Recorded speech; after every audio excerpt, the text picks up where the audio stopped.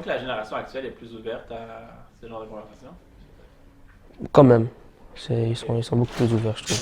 Ok. Comme plus ouvert que ma génération ou la génération de mes parents, en fait. Je sais pas, j'étais pas là, mais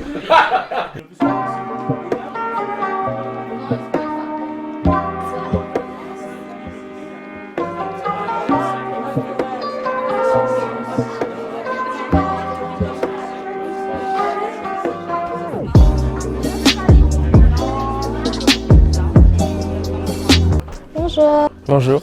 Bonjour, je m'appelle Ravi. Prénom Hermie Ambroise. Moi, c'est Bradley. Je m'appelle Arlie. Je m'appelle Lenny Lomini. Je m'appelle Alissa, j'ai 10 ans. J'ai 15 ans. J'ai 15 ans. J'ai 17 ans. J'ai 18 ans. Et puis je vais à l'école Raymond. Je vais à l'école Mont de la Salle. À Collège Laval, à Saint-Vincent-de-Paul.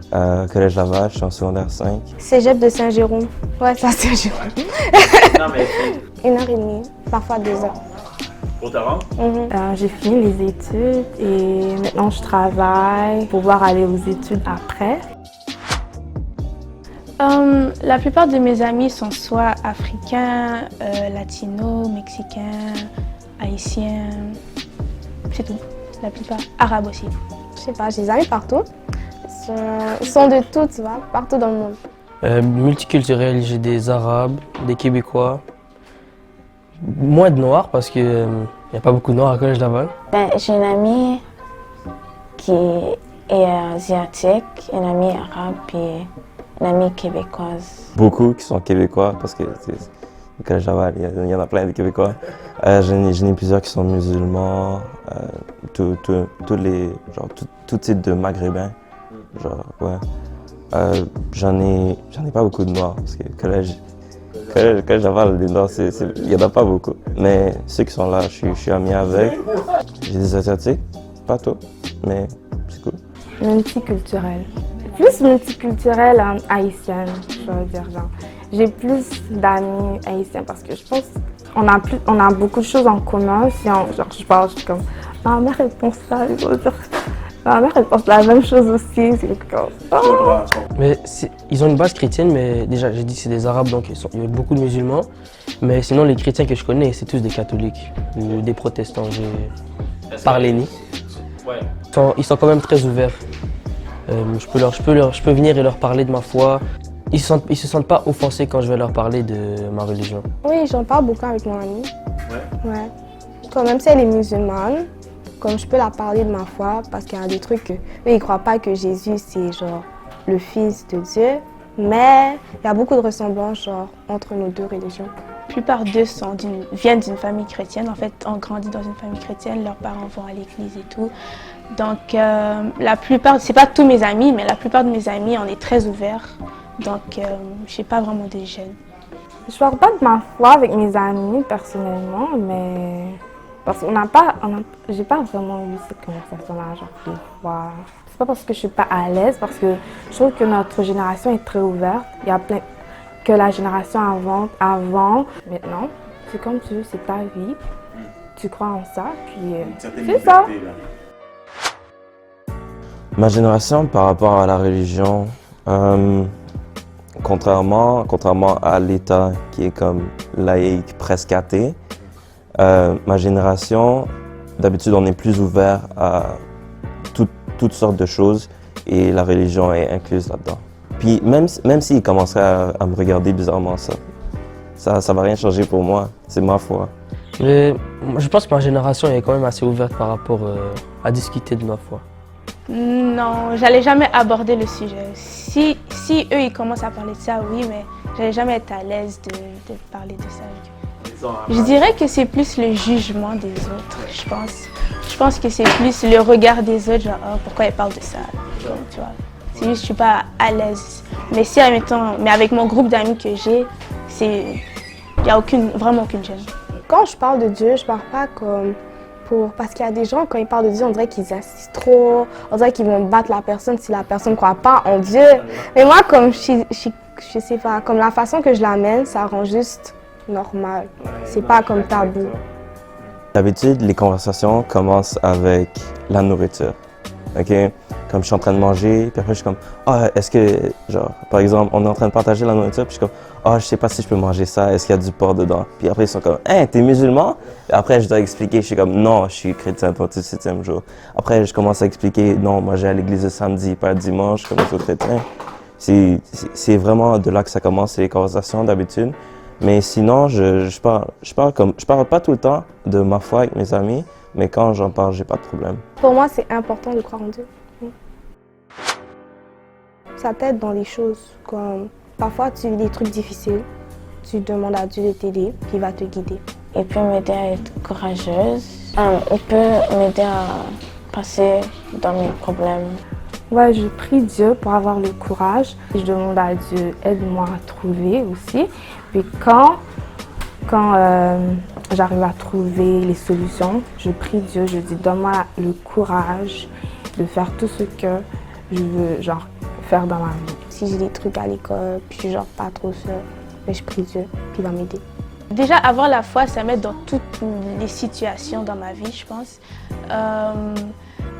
Par exemple, je peux dire j'ai un examen de mathématiques et je stresse vraiment et tout, mais je vais faire les efforts pour passer l'examen, mais je sais que si je prie Dieu, j'ai foi en Dieu que ok, ça va bien se passer, le stress va descendre et je sais que je vais passer.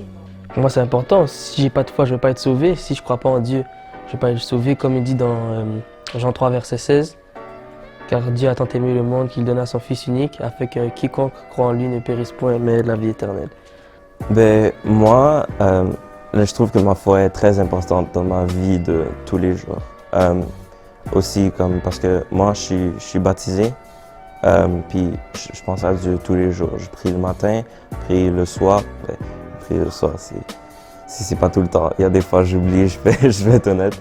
Quand je vois des jeunes de mon âge et les choses qu'ils font, comme parfois je dis merci à Dieu et merci à ma famille aussi que j'ai eu une bonne base, parce que quand je vois des jeunes qui sont soit mettons dans la drogue ou qui sont dans l'alcool ou qui font toutes sortes de choses, je dis toujours merci à Dieu parce que j'ai toujours un bon entourage, j'ai des bons amis, j'ai une bonne famille et j'ai aussi une bonne église. Je peux dire que j'ai une bonne église, j'ai vraiment un bon entourage. Il y a trop de choses, des examens à l'école, des examens de maths. Je me rappelle, j'étais en 4e année. J'avais un livre à lire, j'avais rien lu, j'avais complètement oublié. Le jour de l'examen, j'ai fait une prière et j'ai eu 100%. What? Donc arrêtez d'étudier. Mais avant de manger, parfois je prie quand je suis à l'école, mais quand je suis à la maison, on prie tout le temps. Avant les examens, je me rappelle que je priais pas avant mes examens. Puis récemment, j'ai commencé à prendre l'habitude de prier avant mes examens. J'ai pas encore eu les résultats, mais je crois que Dieu va... aller à 100%. Pour aller à 100%, moi, je vais avoir 112. Je veux juste dire que je suis sauvée parce que Dieu, il m'aide en tout temps. Il va toujours être là pour moi. Ça se peut qu'il y a des personnes qui t'aiment pas, mais tu dois savoir que Dieu t'aime. Bon, moi je dirais que je suis bénie parce que jusqu'à présent je suis là, je suis en bonne santé, ma famille est en bonne santé, j'ai tout le monde avec moi, j'ai un bon entourage, j'ai Dieu aussi et c'est ça, je dirais ça. Moi je pense que je suis choisi parce que Dieu nous a dit qu'on est ses enfants et je sais qu'il a une place réservée pour moi au ciel. Je suis pardonné. Il y a plusieurs personnes qui trouvent que des fois il y a des choses qu'ils font qui sont trop dures pour être pardonnées, des choses qu'ils répètent même s'ils n'arrêtent pas de demander pardon. Moi je trouve que je suis pardonné parce que j'ai jamais eu ce sentiment-là. Tout ce que j'ai fait, j'ai pu me repentir avec un cœur ouvert à Dieu. Puis je me suis toujours senti, par exemple, plus léger après. Je suis une créature merveilleuse. Même si parce que je vois qu'il y a des gens, ils vivent des choses vraiment... ils ont été leur passé, ils ont été détruits par des gens, puis ils se sentent vraiment pas assez bonnes, pas assez belles. Ils sont comme... Là, ils sont découragés par la vie. Moi, je vous dis que Dieu, il est mort pour nous sur la croix. Il a envoyé son Fils unique pour mourir pour nous. Ça veut dire que chacun de nous est précieux à ses yeux. Si tu penses que quelqu'un te dit « Oh, t'es pas assez bonne, tu peux pas faire ça », t'es pas Dieu. La seule personne qui peut dire quelque chose, c'est vraiment Dieu. Et c'est tout. Wow! All right! C'est bien.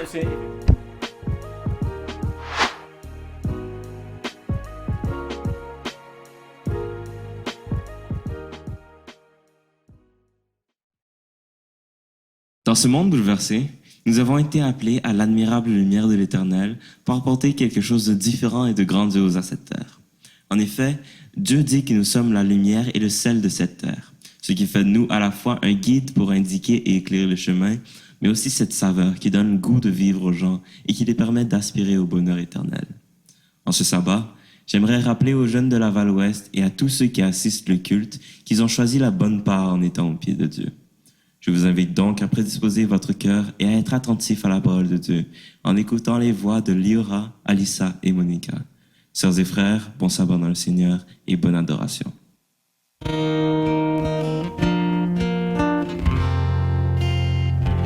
Je chanterai quoi à l'Éternel? Je chanterai louange à son nom. Je chanterai Dieu, mon essentiel. Je chanterai en l'honneur de son nom. Je viens t'offrir, Seigneur, ce que j'ai de meilleur. Je viens t'offrir ma vie. Oui, à toi, Jésus-Christ. Et même si je suis fragile, même si c'est difficile, je chanterai quoi à l'Éternel? Je chanterai louange à son nom. Je chanterai Dieu, mon essentiel. Je chanterai en l'honneur de son nom. Je viens te dire, Seigneur,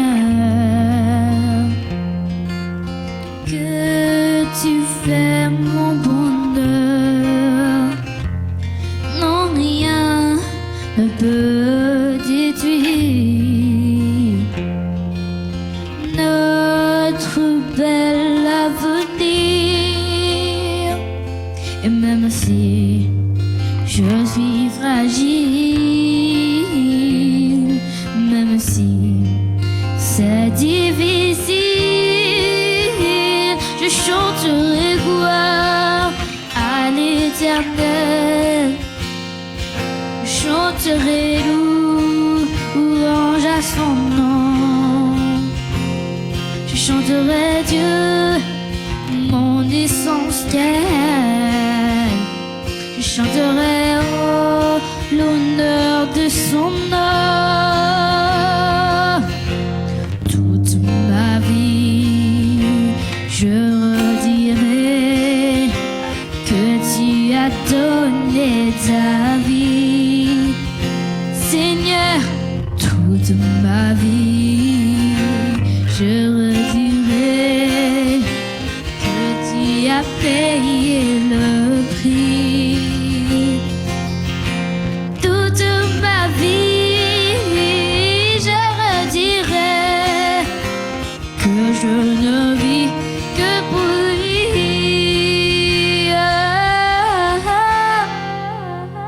Je chanterai quoi à l'Éternel? Je chanterai louange à son nom. Je chanterai Dieu, mon essentiel. Je chanterai en l'honneur de son nom.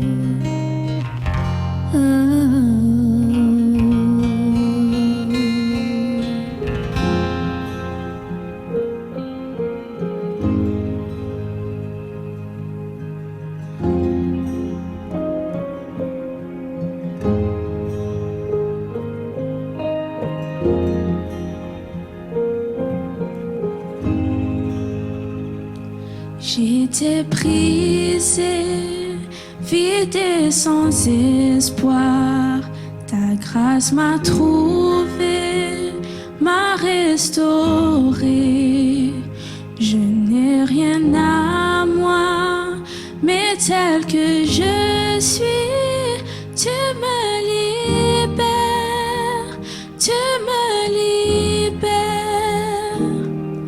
Grâce infinie de notre Dieu qui un jour m'a sauvé. J'allais errant de lieu en lieu quand tu m'as retrouvé. Et maintenant je vois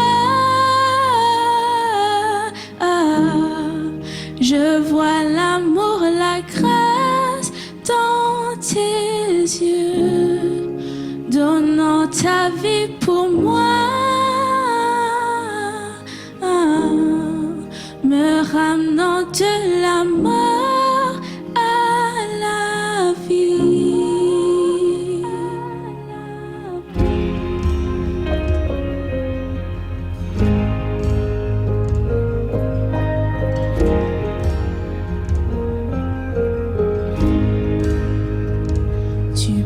Nos échecs, tu prends nos faiblesses, tu places ton trésor dans des vases d'argile. Oh, prends mon cœur, Père, je veux te servir pour que tous voient ta vie en moi. Grâce de notre Dieu qui un jour m'a sauvé. J'allais errant de lieu en lieu quand tu m'as retrouvé. Et maintenant je vois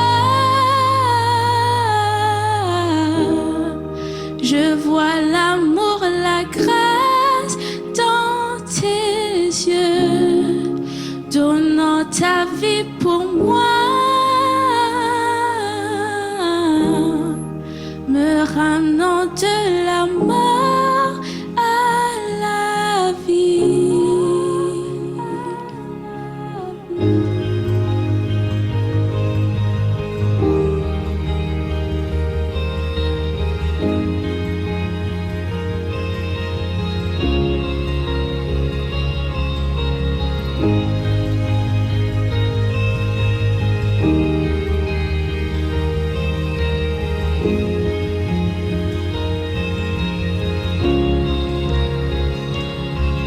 Grâce infinie de notre Dieu qui un jour m'a sauvé. J'allais errant de lieu en lieu quand tu m'as retrouvé. Et maintenant je vois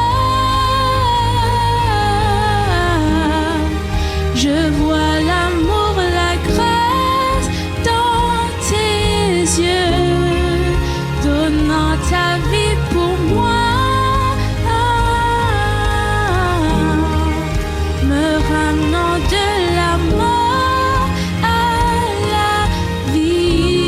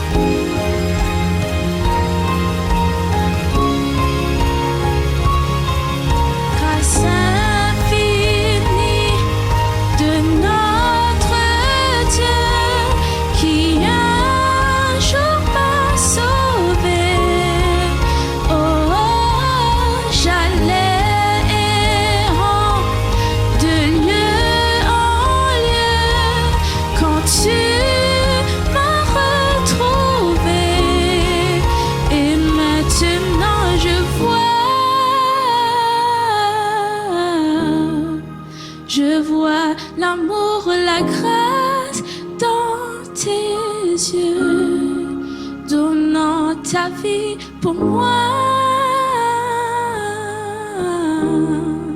me ramenant de la mort à la vie.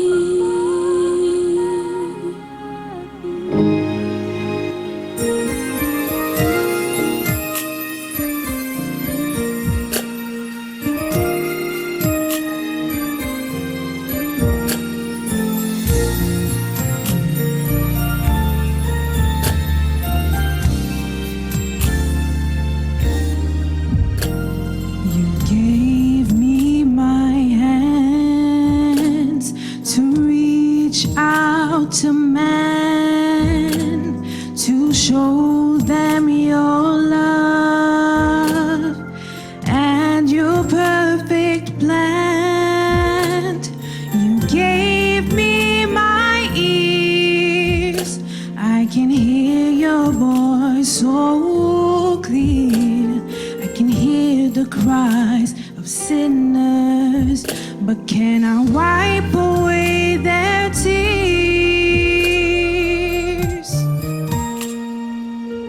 Oh, you gave me my voice to speak your word, to sing all your praises to those who never heard.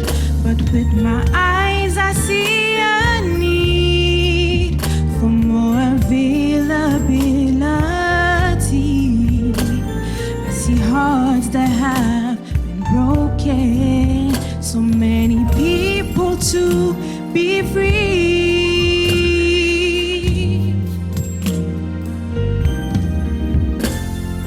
Lord, I'm available to you. Oh, my will I give to you. I'll do what you say, do. Use me, Lord, to show someone the way and enable me to say, oh, my storage is empty and I am available to you.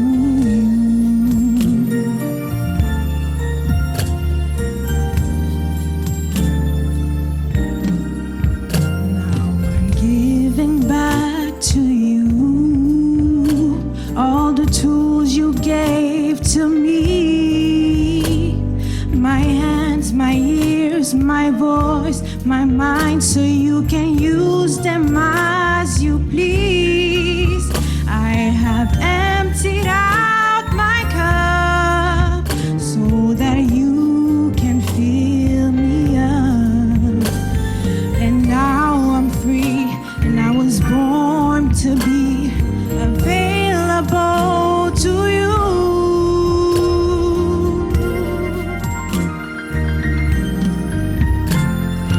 Lord,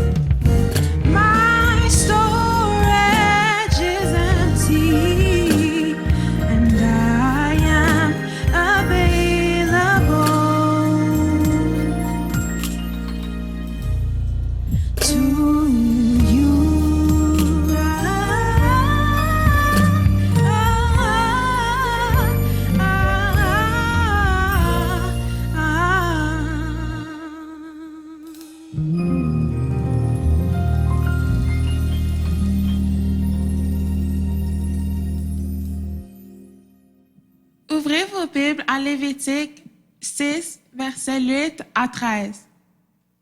L'Éternel parle à Moïse et dit, « Donne cet ordre à Aaron et à ses fils, et dit, « Voici la loi de l'Holocauste. L'Holocauste restera sur le foyer de l'autel toute la nuit jusqu'au matin, et le feu brûlera sur l'autel. Le sacrificateur revêtira sa tunique de lin et mettra des caleçons sur sa chair. Il enlèvera la cendre faite par le feu qui aura consumé l'Holocauste sur l'autel, et il la déposera près de l'autel. Puis il quittera ses vêtements et en mettra d'autres pour porter la cendre hors du camp dans un lieu pur. Le feu brûlera sur l'autel et ne s'éteindra point. Chaque matin, le sacrificateur y allumera du bois, arrangera l'Holocauste et brûlera la graisse des sacrifices d'action de grâce. Le feu brûlera continuellement sur l'autel et ne s'éteindra point. Mettez-vous en position de prière. Seigneur Dieu, nous te remercierons de ta grâce de nous avoir permis de passer un moment ensemble en ton nom. Bénis ce moment et pardonne nos péchés. Amen.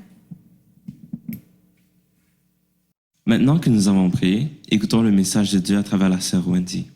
Bonne audition.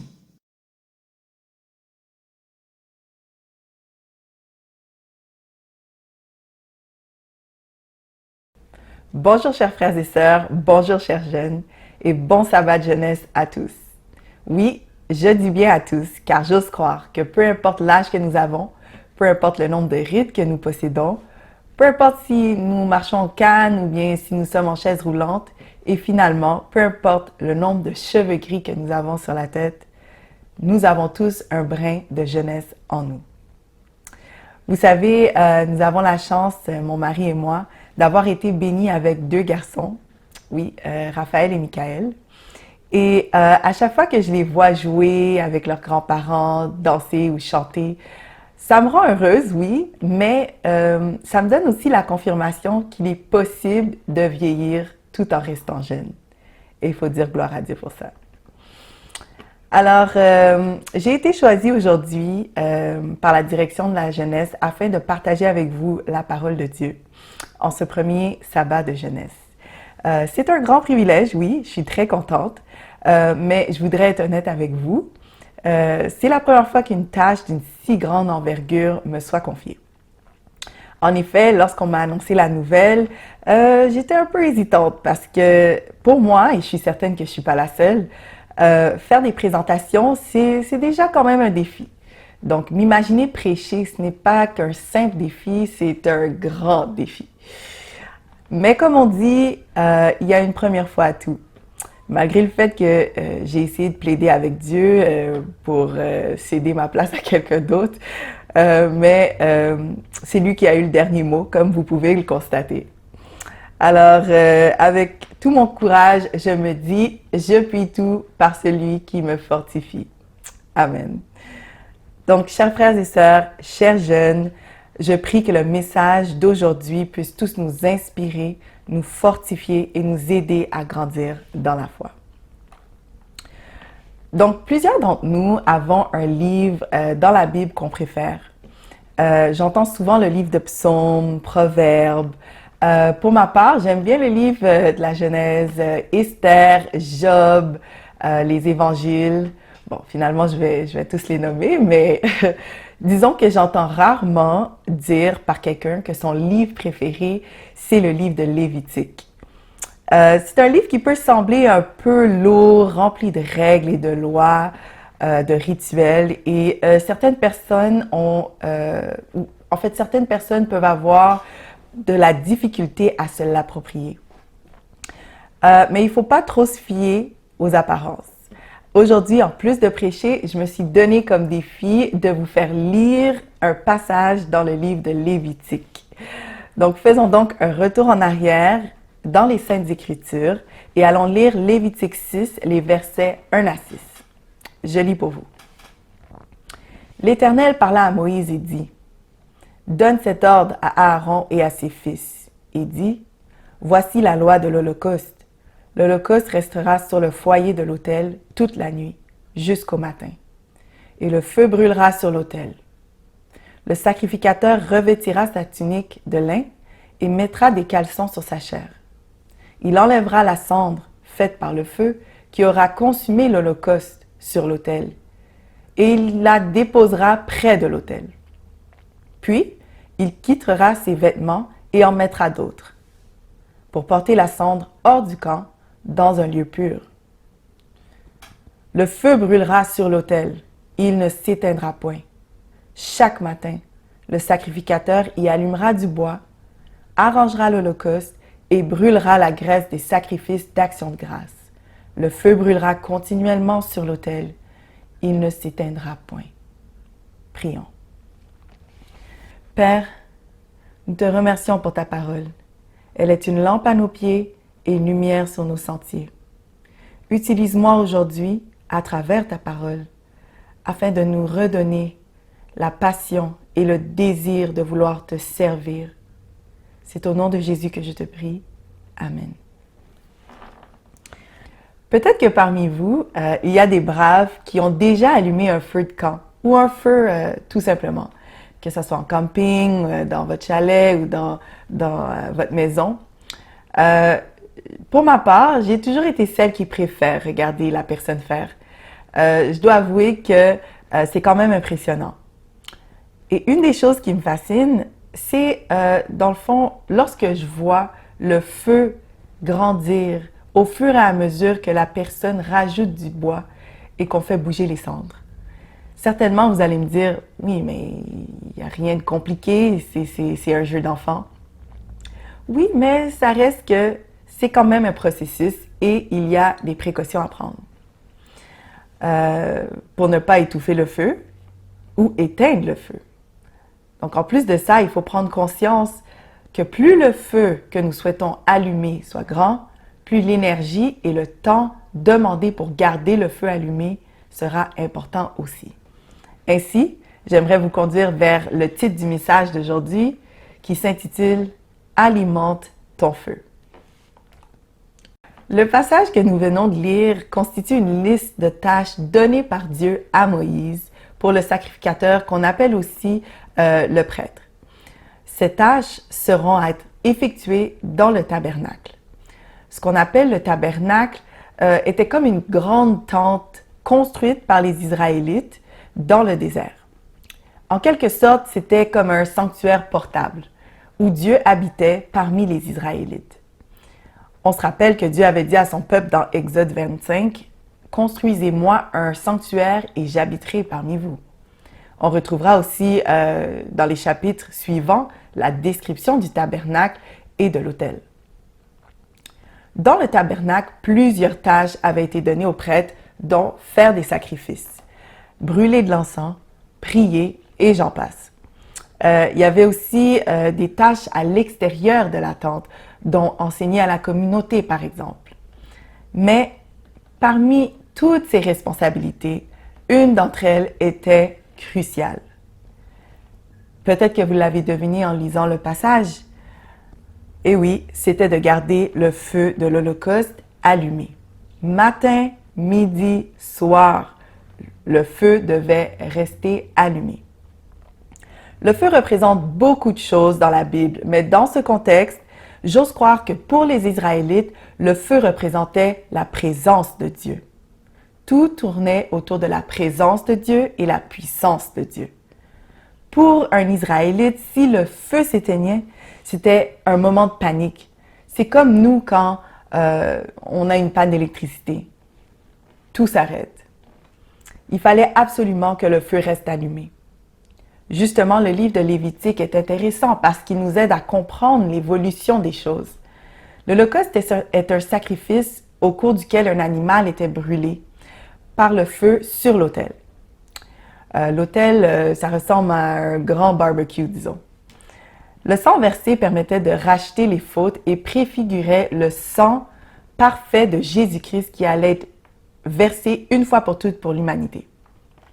En lisant le Nouveau Testament, on découvre que lorsqu'on met notre foi en Jésus qui s'est sacrifié en nous, par la foi, le Saint-Esprit habite en nous. C'est pour cette raison que 1 Thessaloniciens 5, verset 19 nous dit « n'éteignez pas le Saint-Esprit en vous. En d'autres mots, gardez le feu allumé.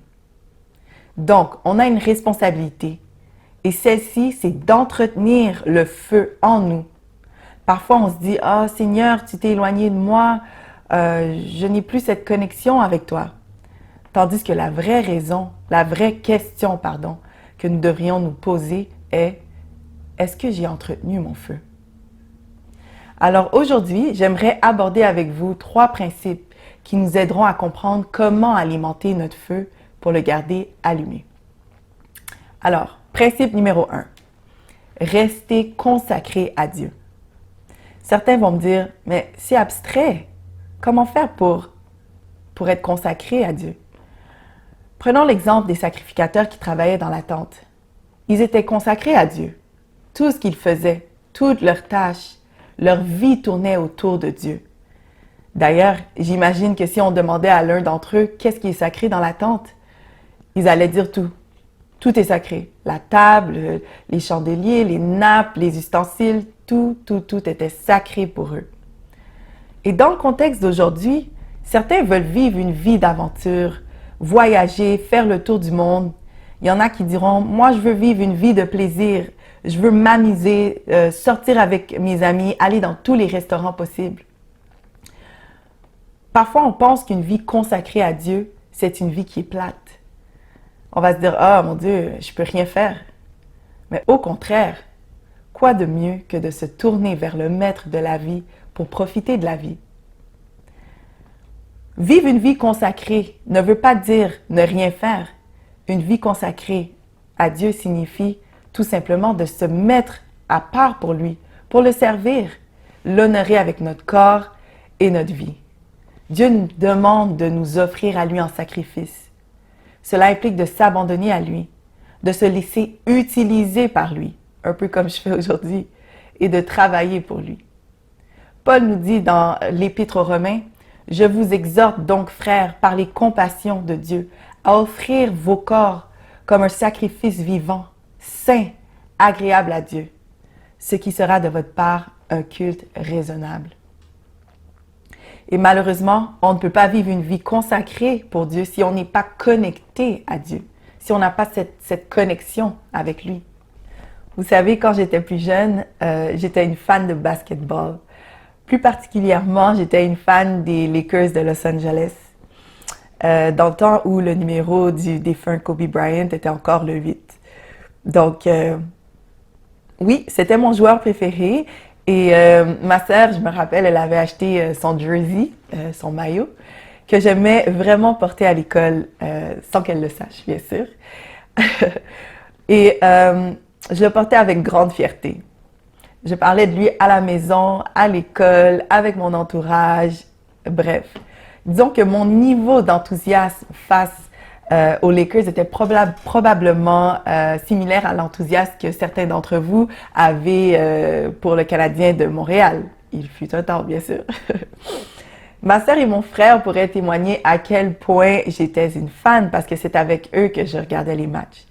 Et souvent, les matchs étaient diffusés tard et à cause que j'étais plus jeune, bon, je ne pouvais pas rester veillée aussi tard qu'eux.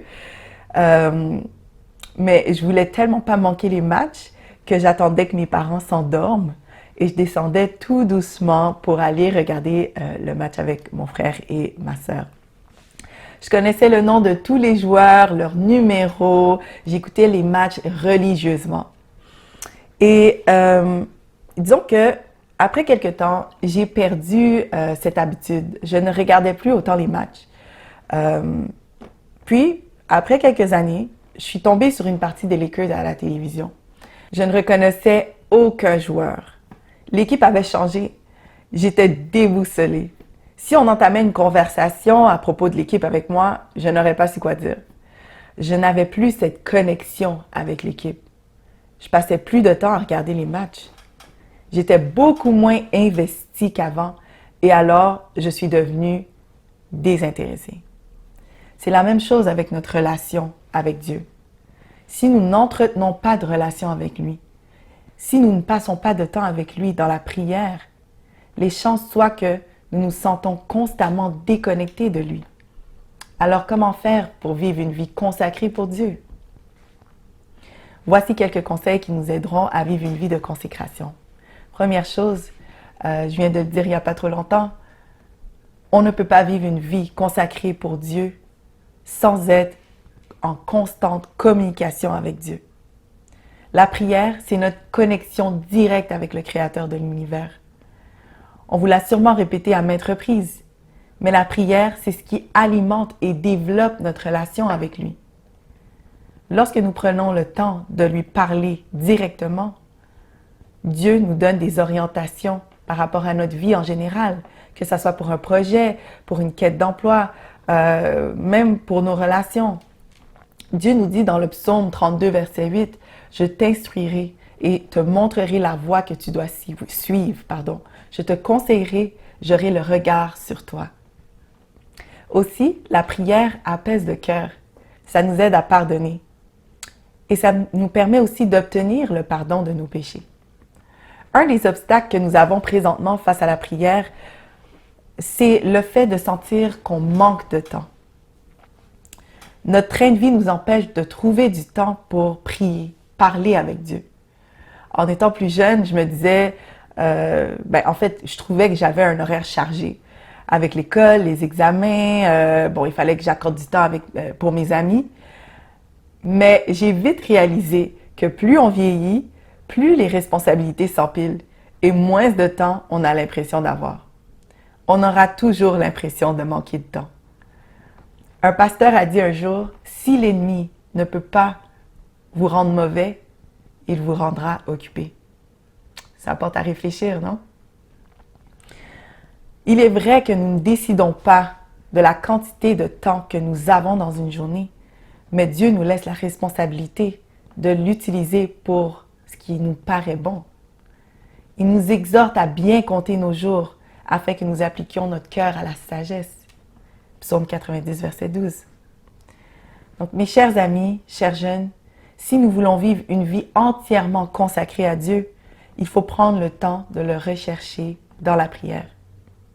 Vous verrez à quel point les bienfaits seront multiples, non seulement sur le plan physique, mais aussi sur le plan spirituel, car cela nous rendra plus attentifs à la voix de Dieu et à ses directives pour nos vies. L'autre conseil pour vivre une vie consacrée pour Dieu, c'est de méditer sa parole. En effet, pour être consacré à Dieu, pour pouvoir l'honorer dans toutes les sphères de nos vies, il faut passer du temps à lire notre Bible et à méditer sa parole. La parole de Dieu est une lampe, un guide pour chaque enfant de Dieu. Lorsque nous nous attachons à la parole de Dieu, que nous la méditons constamment, nous pouvons être certains d'être dans la volonté de Dieu.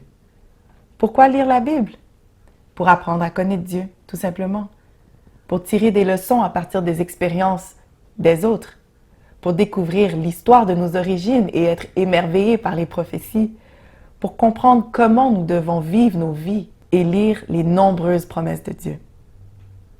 Le psaume 119 est un psaume complet qui nous ramène incessamment à l'importance de la parole de Dieu et qui nous exhorte à nous attacher à elle. La parole de Dieu est la base sur laquelle nous devons bâtir nos vies.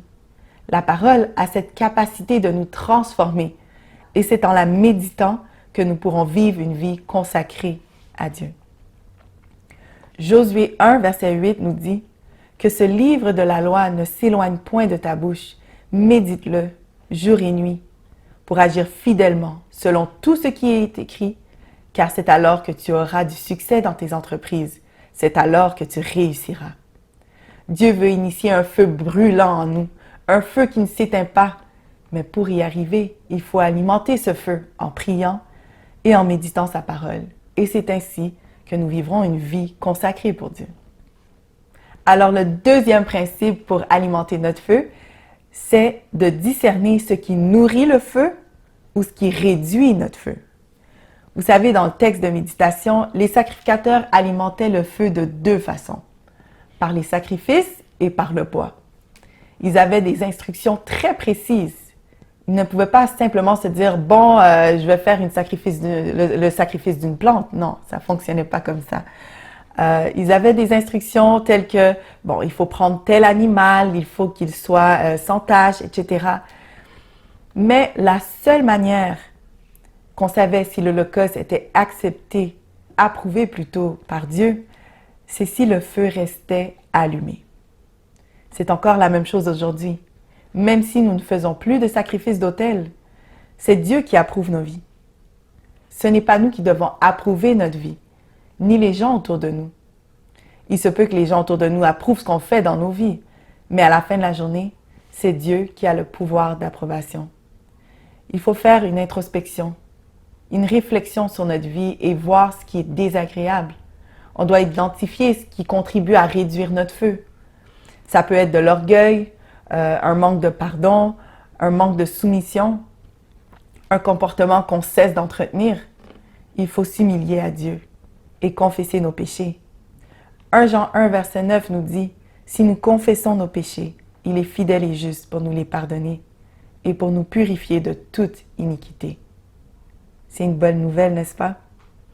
Dieu peut nous pardonner et nous purifier, mais attention, cela vient avec une condition.